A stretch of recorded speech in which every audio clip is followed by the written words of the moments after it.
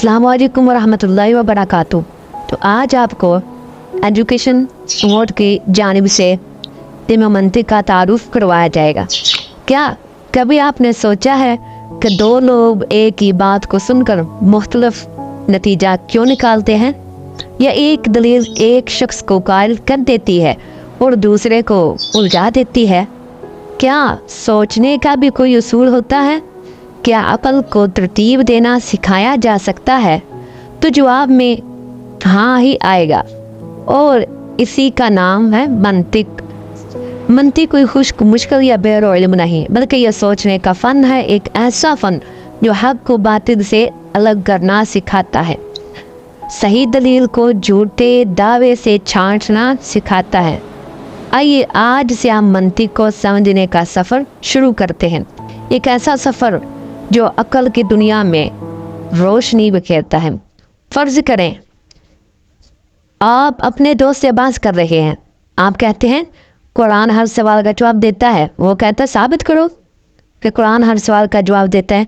आप उलझ जाते हैं। दिल में यकीन तो होता है मगर ज़ुबान पर दलील नहीं होती। यहाँ मंतिक आपकी मदद करती है। मंतिक हमें सिर्फ बोलना नहीं सिखाती, बल्कि सोचना, समझना, तरतीब देना और फिर कहना सिखाती है। मंतिक वो इल्म है जो इंसान की अक्ल को सही अंदाज में सोचने का तरीका सिखाता है ताकि वो सच और झूठ में फ़र्क कर सके। तो सवाल होता है, क्या अक्ल बगैर तरतीब के काम करती है? जवाब इसका होगा नहीं।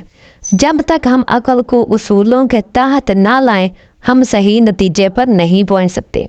मिसाल से एक बात समझे, जैसे बगैर ग्रामर के उर्दू बोलना मुमकिन है मगर गलतियों से भरा होगा हमारा जुमला, हमारी बात, वैसे ही मंतिक के बगैर सोचना मुमकिन तो है मगर अक्सर उलझा हुआ होगा, अक्सर बेसमझ होगा। जैसे कि एक छोटी सी मिसाल, हर इंसान फ़ानी है, अली इंसान है, लिहाजा अली फ़ानी है। एक तरतीब शुदा सोच है और यही है मंतिक।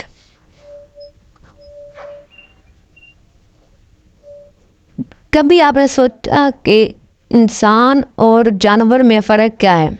दोनों खाते हैं, सोते हैं, चलते फिरते हैं, मगर इंसान के पास एक ख़ास नेमत है अक्ल, और अक्ल जब तरतीब से काम करे तो मंतिक बन जाती है। आइए आज हम मंतिक के सफ़र पर चलते हैं। एक ऐसा इल्म जो आपके दलाइल को ताकत देगा, आपकी सोच को राह देगा। मंतिक की तारीफ में कहा जाता है कि मंतिक वो इल्म है जो अक्ल को उस अंदाज से तरबियत देता है कि इंसान सही नताइज तक पहुँचने और गलत सोच से बच सके। सीधी ज़बान में यूँ समझिए कि मंतिक सोचने का एक फ़न है। जैसे उर्दू लिखने का एक तरीका होता है, वैसे ही सोचने का भी एक तरीका होता है और यही मंतिक है। दो दोस्त आपस में बात कर रहे हैं। पहला कहता है हर इंसान को मौत आएगी, दूसरा कहता है अली भी इंसान है। तो क्या नतीजा निकलेगा? नतीजा निकलेगा कि अली को भी मौत आएगी। ये तीन जुमले मिलकर एक कयास बनाते हैं और ये मंतिक की बुनियाद है। सवाल पैदा होता है मंतिक क्यों सीखें? इसकी अहमियत क्या है? मंतिक सीखने का फ़ायदा क्या है? इसके फ़ायदे क्या? तो इसके बहुत सारे फ़ायदे हैं। जहाँ पर मज़हब में इसका फ़ायदे हैं, खारजी दुनिया में भी इसके बहुत सारे फ़ायदे हैं। कुरान समझने में मदद मिलती है। मंतिक सीखने से हदीस की तशरीह में आसानी होती है। मंतिक ही जनाब वो इल्म है, फ़िक़्ह में इस्तिदलाल की बुनियाद मंतिक से ही होती है। जनाब आला मुनाज़रों और गुफ्तगू में दलील का तवाज़ुन भी मंतिक से बरकरार रहता है। एक दिलचस्प हिकायत है, हकीकत भी है कि इमाम गज़ाली रहमतुल्लाह अलैह ने फरमाया जो मंतिक ना पढ़े उस पर एतिमाद ना करो। यानी कि मंतिक के बगैर उसका इल्म पुख्ता नहीं होता। मंतिक सबसे पहले यूनान में उर्तू ने मुरतब की। मुसलमानों ने इसको इस्लामी उलूम के ताबे किया। इमाम राजी, इब्न सैना, तफ्ताज़ानी जैसे बड़े उलमा ने इस पर शुरूहात लिखी। ये इल्म आज भी दर्स निज़ामी का हिस्सा है। मंतिक नज़री اب دو منطق قسمیں کرتے ہیں کہ ایک نظری ہوتی ہے صحیح فکر کا اصول، دوسری منطق عملی غلطی سے بچاؤ کا فن۔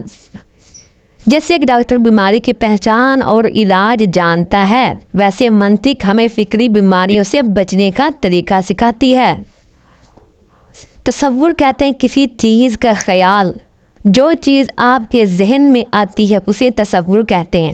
فرض کریں آپ سیب کا نام لیتے ہیں اور آپ کے ذہن میں وہ سیب کی تصور چلا جاتا ہے، جو ذہن میں آپ کے گیا سیب کو سوچنے سے اسے تصور کہتے ہیں۔